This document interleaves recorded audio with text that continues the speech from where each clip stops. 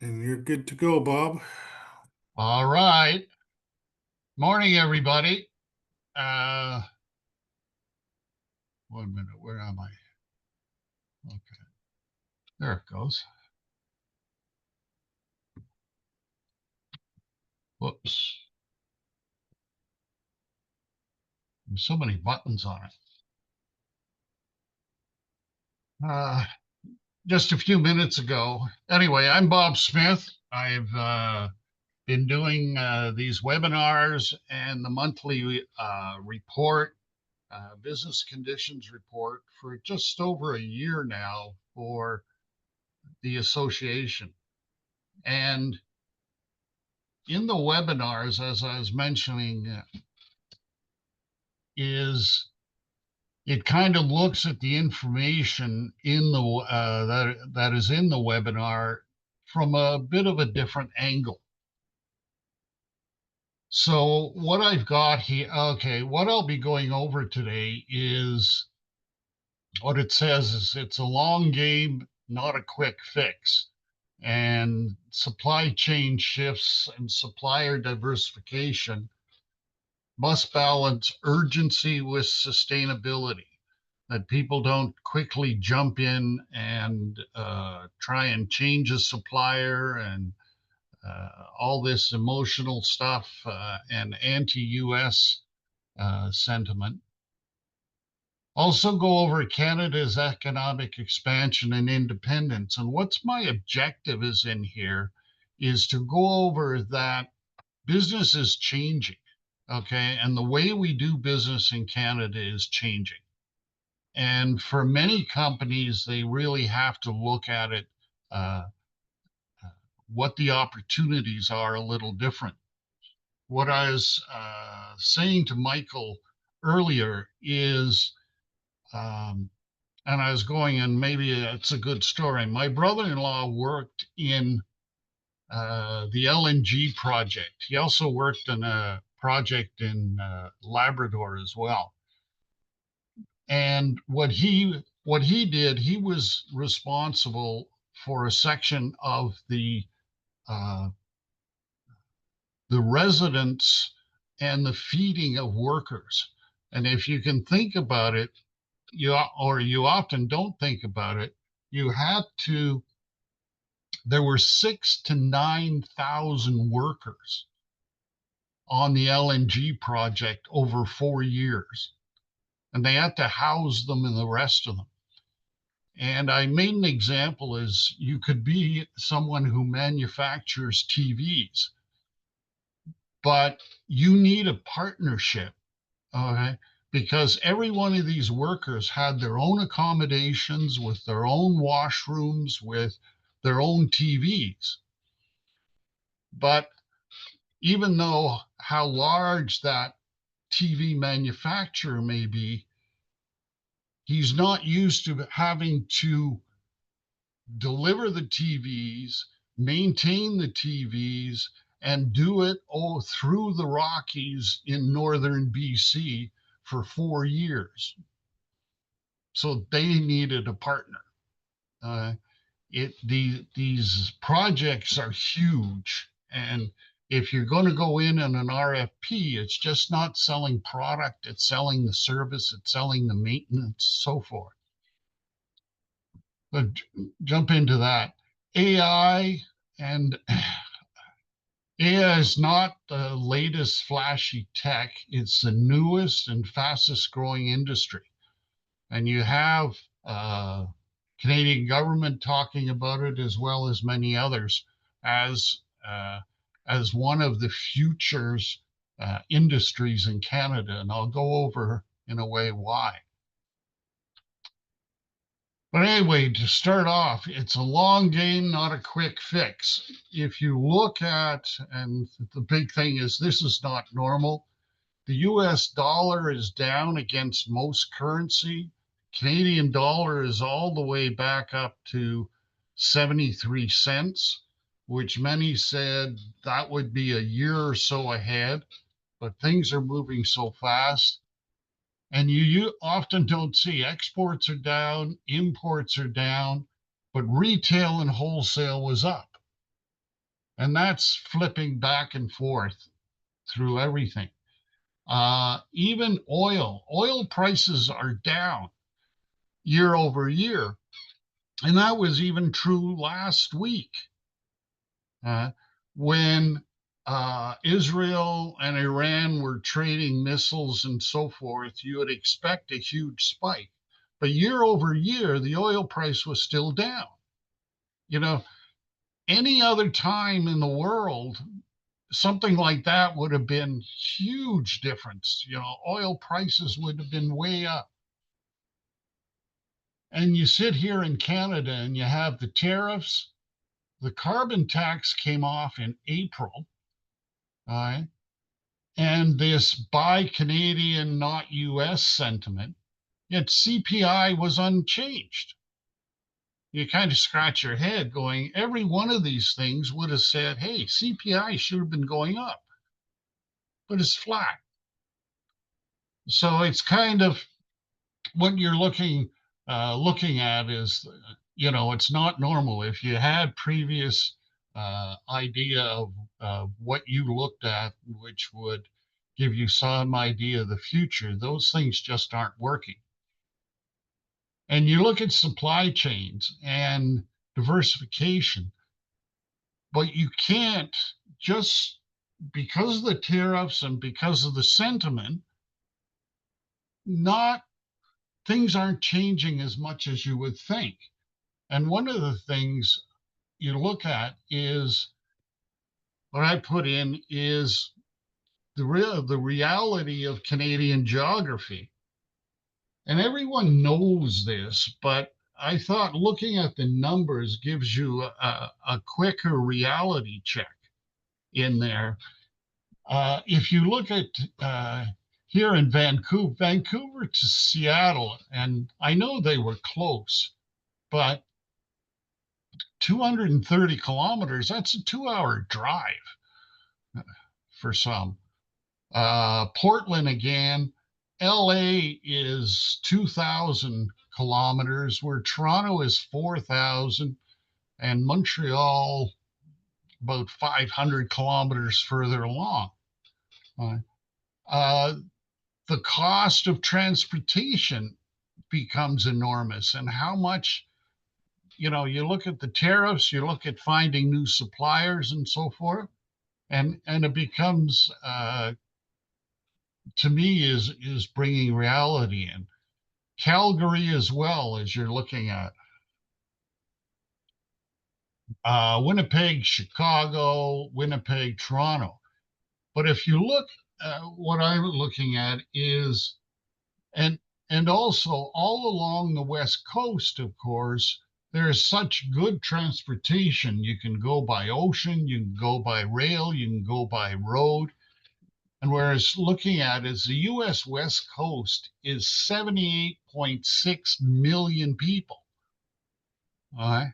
Almost double the population of Canada is just sitting along the western border here. You know, for a business person, say, where am I going to sell? Okay, who am I going to do business with? And the GDP alone is $7 trillion. That's the US West Coast. Canada's GDP is 2.2 trillion. So where are you going to go in there? But what it is coming back and looking at things like Churchill, Manitoba. Okay. There is a small train link from Winnipeg.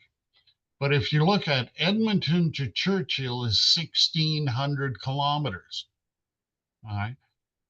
And Churchill to the UK is 5,000 kilometers, or the EU, which is 14 days by sea. All right. If you can get to Churchill, which is one of the major projects they're looking at, is the port of Churchill has deep sea berths capable of handling Panama size vessels. That's big. That's a private enterprise up there who has built this terminal for major seagoing ships. 2 weeks to London and the EU. Uh, but at this time, there's no direct route. There is no pipeline, even LNG. Uh, So anyway, it's kind of the reality check of the different costs and so forth of how you move. So kind of what I'm doing, and I won't spend much time here, is infrastructure. And you may look at something like interprovincial trade and say, what has that got to do with my business? Well, the overall for Canada and looking at it, it's a way to simplify and streamline regulations. And if you're looking for investment, you want that streamlined. But of course, with coming in investments, you're also looking at new competitors also taking advantage and expanding on there. So it's much more than BC selling wine to Ontario. Right? It's when investors look at it and look at putting big money into Canadian operations, they need to see they need regulations that'll be consistent, okay, and simple. We need transportation, better harbor, roads, rail, power, of all sorts in the digital. And other things, of course, that are coming into it, which create development, but with the whole objective of increasing productivity and investment.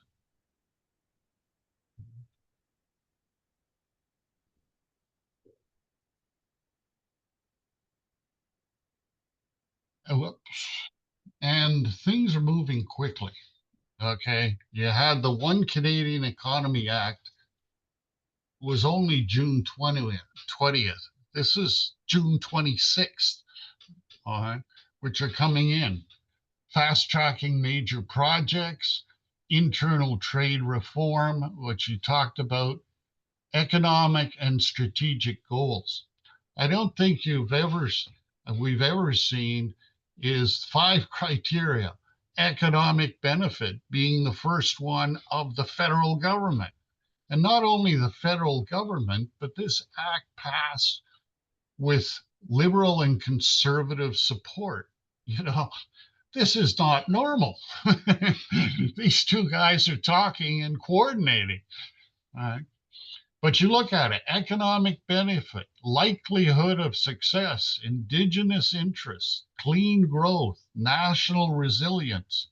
And with a somewhat limited but focused indigenous consultation. So what I want to look at through things, I like maps. I don't know everybody else. But if we start in kind of going west to east, TMX pipeline from Edmonton down to Vancouver area is currently running at 80%. Now that took 15 years. Right? The LNG project, which put a pipeline through and set up the LNG, it just recently they turned over to operators for testing. That took 4 years. And as I said, 6,000 to 9,000 workers, 4 years, pretty much on schedule and on budget.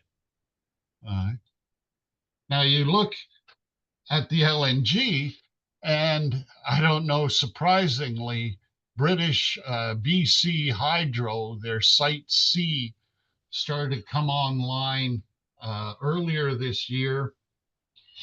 I think it has 2/3 operability, providing hydroelectricity. And the big thing LNG needs is hydro to lower the temperature of the natural gas to something like minus 600 degrees. Right? And it's sitting, the closest site to it is the LNG site, which is going through. And what we were talking about, I mentioned before, is investment. Is the LNG is actually a joint venture of Shell and gas companies in Japan, Korea, China, and Malaysia. All of those the companies are set up. They can receive the shipments of the LNG. They have distribution in their own country, and they also put the money up to build it in Canada. That's investment.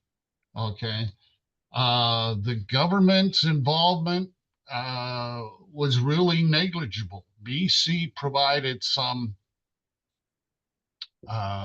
tax deferral and so forth, but it wasn't the $30 billion which the federal government ended up putting into TMX.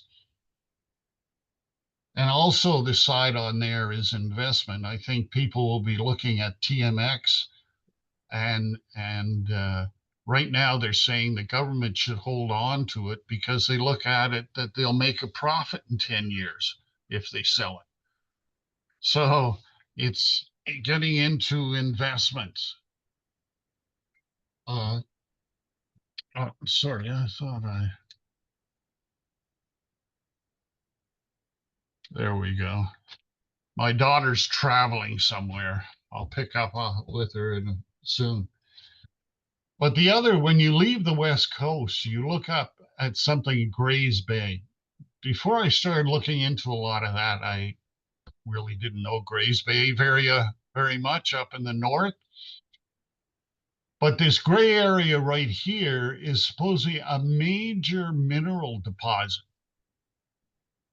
which has never been developed.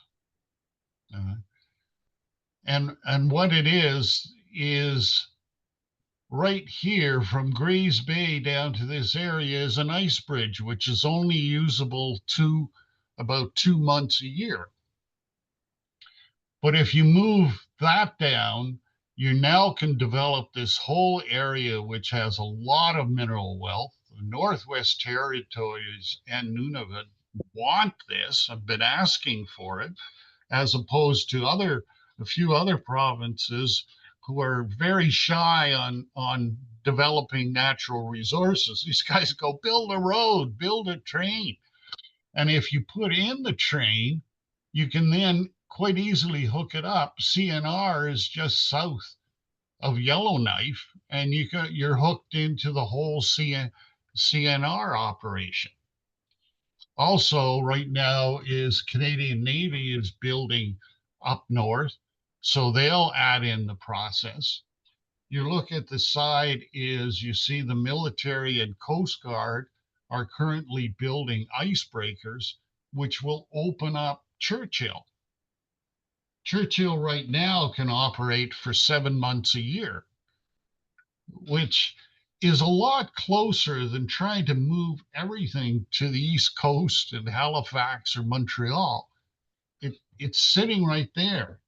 So it has military applications and so forth. And not surprising, Manitoba is just finishing off or has finished off one of their major power dam operations, which is just south of Churchill. So how far away is it to getting LNG moving through Churchill and can be moved to Europe? And if I'm trying to connect too many dots here, is you look at this week's agreement with NATO, and one of the pieces for the going to 5% is 1.5 and having resource and resilience. The Europeans and everyone can sit there and look and say, what's better than getting LNG across the North Atlantic into Europe and so forth? It just, everything starts to fit.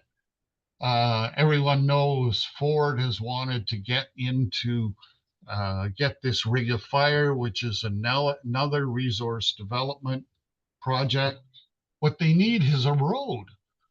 You sit there and look at it and say, that sounds pretty easy. Put a road in. so that these things can be developed. And kind of moving on is you have some nuclear expansion here in Ontario. Um, Something that is already running is Muskrat Falls and Churchill Falls. But one of the big ones is they have distribution lines all the way down to the Maritimes. All right. Power is there. Wind West and Atlantic is basically offshore wind farms, which is one of the big ones. But that would even exceed what New Brunswick needs, and they're looking at even moving those power through to Ontario. So you put together the pieces in there. Oh, and the shipyards, you may have noticed or heard where people in BC were all upset that the company that ran the ferries there bought ferries from China. Well, the point is they asked the Canadian shipyards and they said, hey, we're booked for the next 15 years. You know, you need to expand that. So all of a sudden, all these things are demanding investment and demanding expansion. And of course, this mobile workforce may be the key thing to the interprovincial is we're going to have people who are able to move through. Uh, I can tell you the people who worked on the LNG, they were well paid. And so needed that mobile workforce. And one thing I haven't heard a lot of talk about, but I am surprised that we haven't, is there is an industrial technology benefit policy. You talk about the military procurement and so forth. Now, a key part is companies awarded defense or Coast Guard contracts must undertake business activities in Canada equal to the value of the contract they've won. So that doesn't mean Canada starts for their military procurement of building missiles and building tanks and manufacturing all these things, though some manufacturing will fall off. It's that a similar investment is needed to that contract. We buy $1 billion in X, then they need to do $1 billion investment in Canada. And that on this policy, which has been there for quite a while, though uh, often with the US, where we're buying the military equipment, it really wasn't followed close enough. So it's a procurement over $100 million must meet this criteria unless it's in national interest. Unfortunately, we waive that in a number of pieces when we buy military equipment from the US. So anyway, putting in, if bidders come in, if part of it, they have to show the value proposition of their contract to Canada. What is the value Canada is getting out of this? If you're looking at it here, and I would suggest look at, there's a website the government has and how you calculate Canadian involvement and how to calculate value proposition and so forth to show how this is all put together. Now, Canada, the government says they're spending 9.3 billion, which is primarily maintenance, parts, expanding personnel and facilities. Building bases is a big business, and you want to be part of it, and they need everything. The military uses everything. I spoke to a fellow one time who was in charge of buying pencils or pens, and And when he started talking about the numbers, he did it for the federal government, including the military. These were huge.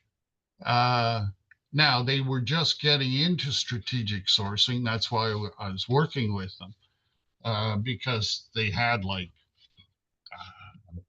can't remember, 80 different pens on contract, right? But they have to do this better. Okay. And one of his comments I thought was really funny is he goes, well, this pen, I go, why are you buying these? Okay. He says, a general wants it and he's got guns. I go, okay. Okay. That's a bit much, but I get your point. And he's just down the road here. So certainly procurement has to be better as they do this. But when you put that and you look at the Rearm Europe, which is an 800 billion euro uh, joint military procurement, in fact, what the Europe is putting together in Rearm Europe, it's a cartel. So if you can imagine, they're going in to buy, and they want to buy, of course, at a lower price. Okay. So when you get a cartel like that, huge, and remember that Europe, EU is 16 countries, NATO, even more, much more than that with Canada and US, but it's a buying cartel. So how are you going to deal with this size of a buyer? I represented a Canadian bank for a while, and we were, I had to admit, kind of bullies with our purchasing power. Think about this and how you deal with these type of groups. And in that cartel, they look at 65% have to be made in member countries. So you can see why the Canadian government is trying to get to be one of those members. All right. And if Canada became one of those members and part of the Rearm Europe, then all of a sudden, you know, lights go on all over the place. And as I mentioned before on the NATO with the 1.5, which is ports, roads, cybersecurity, and energy resilience, it just kind of screams Canada.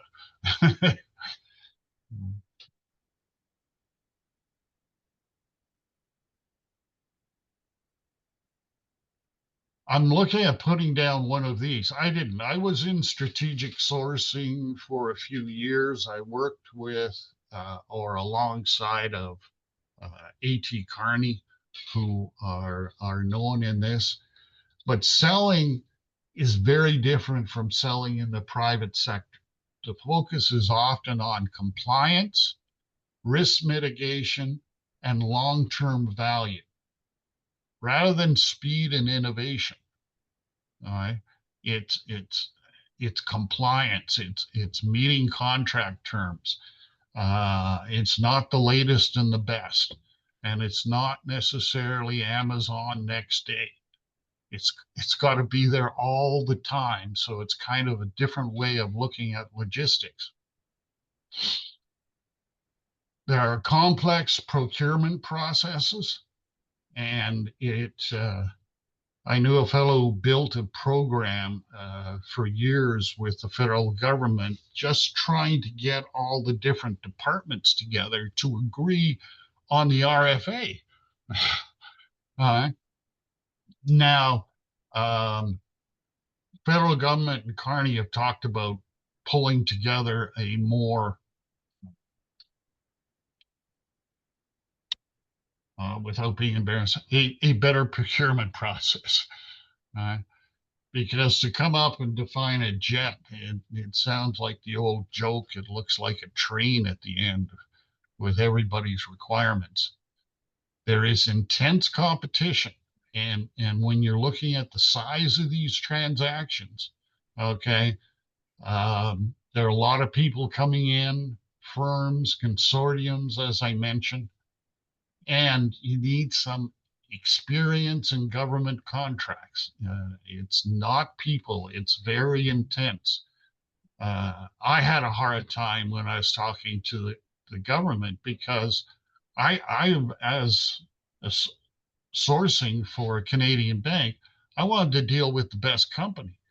Well, it's not that easy to do when it's the government because here's the criteria, and it's not the relationship and confidence you have in your current supplier. It's black and white. Okay. So a lot of people pieces just disappear. Compliance documentation, security clearance, financial auditors, paperwork. Uh, yeah, and sitting. I saw one is missing a single requirement disqualifies the bidder. Whether you forgot, whether you didn't say it the right way, boom, disqualify. Uh, and if you thought some of your vendors were slow in paying, ah, governments are more of that. Better make sure your balance sheet and P&L is nice and solid to get going on that.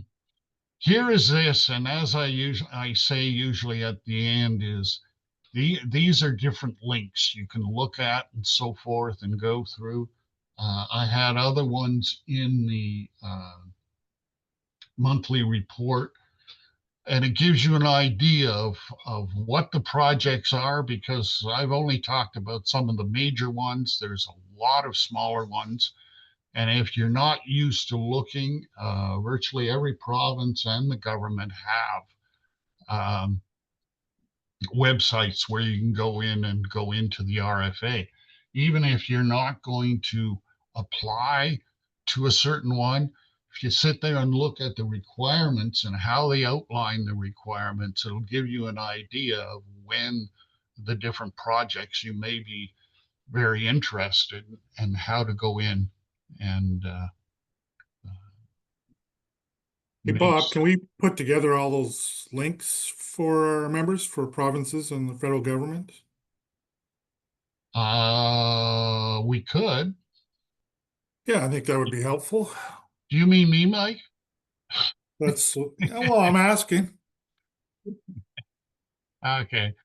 I can. A lot of them are embedded in here, and I'll look at putting those pieces together. Yeah, it'd Uh, be great if we had a summary page we can send some of out. them are big, some of them are small, but it gives you an idea of how these guys work.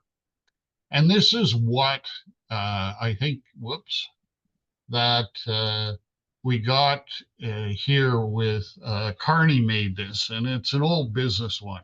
You're either at the table or you're on the menu because the people at the table are going to take it all if they're involved. All right. And as everyone knows, once you get bigger and bigger, you tend to gobble up everybody else in your wake. You just have to. That's how they survive.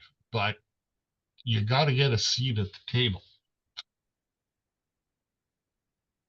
And something I've been trying to, had pieces of this I wanted to get into in um, last month, actually. Where are we? 9:35. We got some good time. AI is not the latest, flashiest tech. It's the newest and fastest growing industry. Nice statement. But I want to put down a story, and it kind of shows just how old I am. Is I was involved in bringing SWIFT into Canada, Society for Worldwide Interbank Funds Transfer, which is how banks around the world send transfer money to each other. Um, it was a big thing when they kicked Russia out of it because it just stopped their ability to trade and so forth. But I remember one comment. I went to the Global Forum one year, And a gentleman from India says, why do I need to join Swift? Because I can have, 1,000 people keying into telex machines and so forth, uh, and sending wire payments and so forth. And one of the people from Swift, they asked the Indian gentleman, said, how did you come to this meeting? He said, well, I flew in yesterday. And he said, why didn't you take a boat? And he said, because I wouldn't be here. And one of the things AI is it's faster. All right. A lot of people say, oh, it's going to take people's jobs and so forth. It's just so much faster. Okay. That how are you going to compete without it when the other companies are moving so quickly? And I would sit there and look at that as being the key driver, not to save money, okay? But it's a new way of doing business. If you can look and grab information you need about the market, about your own business, about your own products, and you can do it in the snap of a finger, whereas you used to go away and spend a week researching, all right, you're going to be there in the business. Now, Canada, and I do like this, and many times Canada doesn't stand up and say how great. Canada has the brains and the power. Canada is roughly 10% of the world's leading AI researchers. A remarkable share looking at our population against many of the world's. Many of them are connected to the world's first national AI strategy, which is anchored by three renowned institutes, AMI in Edmonton, Mila in Montreal, and the Vector Institute in Toronto. Each of these centers is linked to a legendary Canadian AI pioneer, Rich Sutton, Yoshua Bengio, and Geoffrey Hinton. Two of those received Nobel Prizes.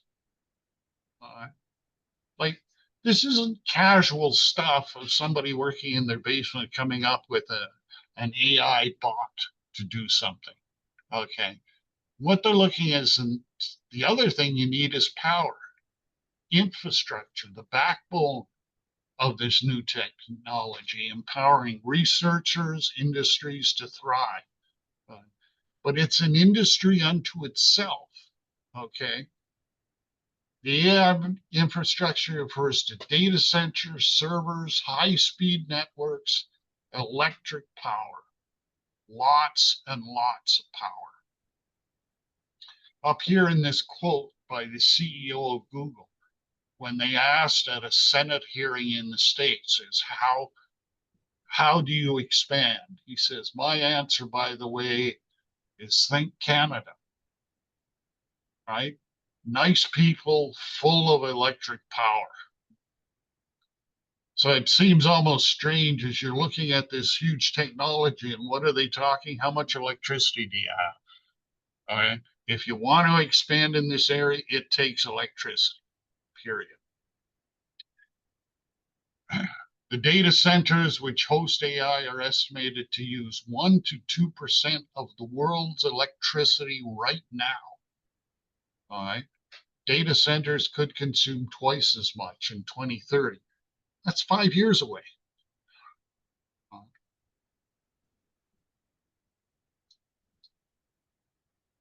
And looking at power, and it kind of hit me is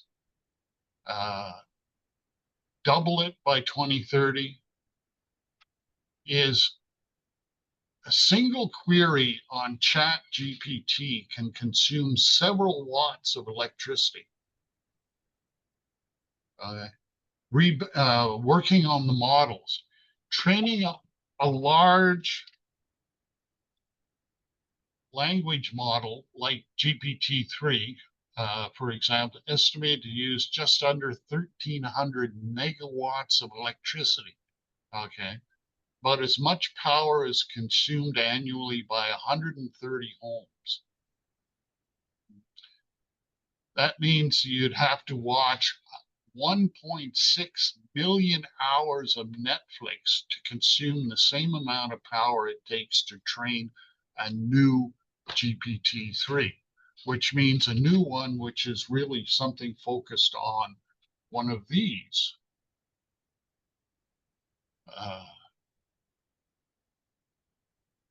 So it's looking at, I have this little out of order. One of these, which is just healthcare, to build a model, okay, just for healthcare, which this says will generate 200 billion in market value, is just to build that model, okay, would take the equivalent of 1.6 million hours of looking at Netflix just to focus it on that industry. All right. So again, if you put what I was saying before, is its speed, the hardware market is going, but building into healthcare, financial technology, even just the chat bots, 15, 150. These are huge amounts, and this isn't looking at subscriptions. Well, it is looking at subscriptions, but if you look at, just think of putting an AI and having an AI functionality in your ERP system and what information it could pull from the world into your review of your data and so forth. Is that, go back one now, where it's saying GPT, GDP by $7 trillion over the next 10 years. This is an enormous industry. It's really the information age that we thought about.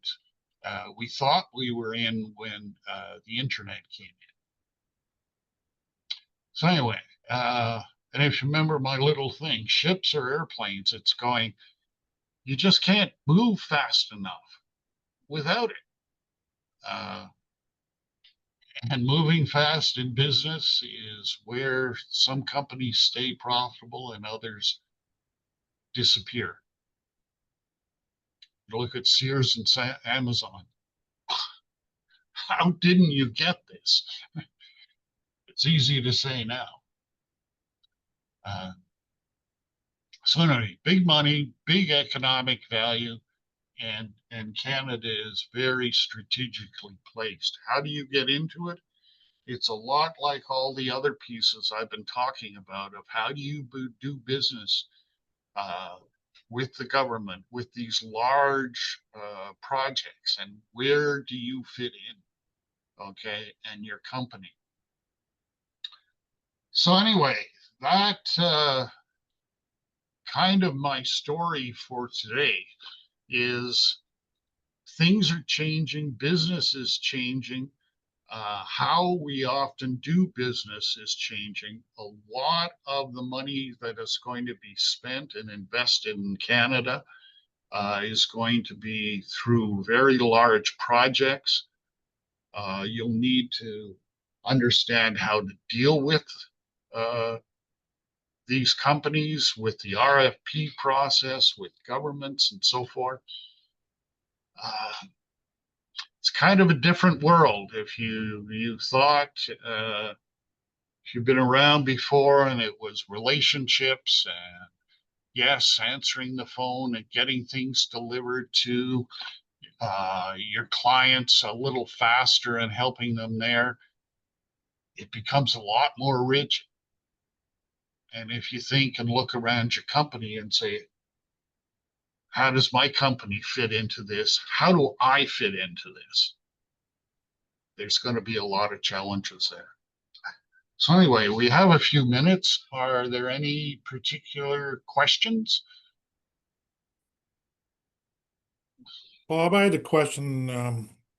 about the CPI that you kind of first talked about at the beginning. Yeah. You think it's a situation, because we haven't seen much of an impact yet, as you were noting, but do you think it's a situation where we're just working through inventory and it takes time for price increases to get worked through due to tariffs and other costs increases that we're seeing? So are you anticipating that the CPI will start to go up in the coming months? Um, And also, yes. do we track inventory in the report? I can't remember. We have at times there's wholesale inventory report numbers in there, but unfortunately, like many of the things, they aren't exactly the same categorization that we have in retail or wholesale sales. Um, there is a number in there. It it did go up like it did in Europe. In the first part of the year, for different things happening, uh, there was an early uh, increase in inventory, uh, which they assumed was because of transportation and also for the tariffs. But we didn't see that big an increase in Canada. There was a bit of an increase, but not that much. Will CPI go up? CPI always goes up. How will inflation be? Because there is certainly going to be, if you see these projects and they start coming up, the demand for manpower will just keep increasing. And when manpower goes up, costs go up, salaries go up. And if salaries can increase alongside CPI, then there's no inflation. All right. That was always the problem with inflation, that the prices were going up, but income wasn't going up. And we haven't even talked about housing and how that kind of investment is going to go. But yeah, CPI will go up. I think salaries will continue to increase. Um, and salaries are always kind of lag behind, but this may be a case even. My economics background would say no, but what we've seen is where the demand for manpower may be greater than the demand for products. So incomes may be increasing. Um, you look at some of these, and if you have any friends that are looking around, is when I mentioned my brother-in-law working for LNG, he started out as a chef, all right? And that's his background. And now he's up in the six figures, flying back and forth across the country every 2 or 3 weeks. And that's a lot more than being a chef in a restaurant and working crazy hours that he did. It's different. And often he start off with the same skills. He was part of that. How do you put out enough food to feed 6,000 workers? Um, it's changing, and the skills are phenomenal, and they're very broad. So I don't know. Will there be inflation? CPI will be going up, but it's going to be an interesting time. Sure. Any other questions? I have a question. I'm wondering if there's a project in Saskatchewan related to rare earth metals. I know there was supposed to be a build happening there, and I'm wondering, it wasn't on the map. If Bob knows anything about that project and when it might come to bear. I don't actually. I don't know a lot about it. Um, but if you look at that and the pickup is, yeah, infrastructure, how far, do you know much about it? How far north I is it? really don't. I just know that it was, I think, northern Saskatchewan and announced, I want to say February, that it might be coming. And all I've heard in our business, because rare earth metals are used in magnets, therefore they're on name badges, that China is having, whether they're choosing to hang on to their rare earth metals or not, procurement across the globe is interesting these days for rare earth metals. And so I Hmm. wondered what was happening in Saskatchewan and whether there was something we could expect at some point down the road. Yeah, I wouldn't be surprised. Uh, and there you're looking at the infrastructure. You're looking at most of these rare earth need access. So picking that up, I just found maybe it's similar to Grays Bay. Grays Bay is great as saying, okay, let's connect to the CNR for all sorts of, and by the way, let's pick up this huge area for development of minerals as well. On Right. the way by, you know, we'll Mhm. expand all of this. Now I don't know, or I didn't pick up and deal with that, but it all works together. It's like somebody had a plan somewhere. Right. Really, you just gave Bob some homework to do over the weekend. Well, there you go. Like I said, for us, it's an interesting thing because from my understanding, there are very few places in around the world that can produce rare earth metals to make those, the high-powered magnets that when you go Yeah, to put them together are very, that's that's the kind of metal that I'm talking about. So yeah, if Canada can start producing that, that would be tremendous. yeah, yeah. No, when you look at the map, and that's when I started putting this map together and just throwing stuff at it and kind of, whoa, this is starting to make a pretty good picture and quite a plan. Are those type of metals part where, in Ontario with that Ring of Fire development they're gonna potentially work on? Are those minerals involved in Ontario as well, Shirley? Do you know, or? I haven't heard, but I may do a little more digging and find out. Because yeah, we have a bunch of divisions of our company that use those magnets in various projects, and so some out west and some here. So we Yeah, the rare, the more we I know, know the the better off. rare earth is in Ring of Fire.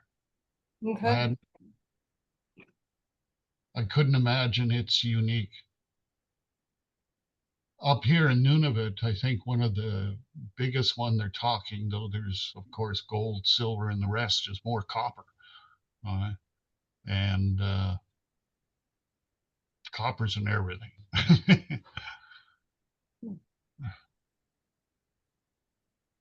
All right, any other questions?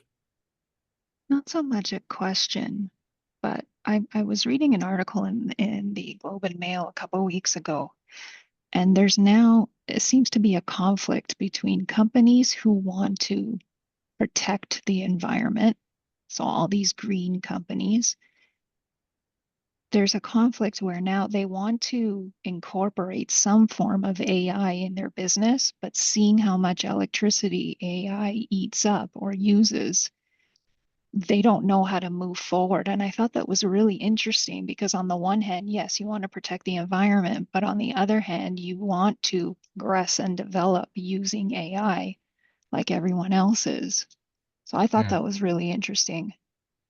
yeah, and what's happened in Quebec, and kind of what's changing in Quebec is uh, real. I find really interesting. Lived in Montreal and Quebec City for years, and they're changing on there, and they're talking. They want to bring back. I didn't put it on here because it goes back and forth. Is an LNG project in the Saguenay River. You go, that's Quebec. You know, that's really basic Quebec up in the Saguenay. But they said, well, we have the gas right into Montreal. Just move it up to Saguenay, and we can ship that to Europe. So, and Quebec certainly has the power to work it. And if you think about that, I looked at it, is the LNG project over in BC is their two. They've got up what they call trains, two trains up and ready to start moving. That each one pulls off is the equivalent of taking out 400,000 cars. All right. And so, yeah, environmentalists are looking at it and saying, yeah, okay, you may not like this much, but look at what the result is around the world. So, yeah, quite a quandary some environmentalists are getting themselves into.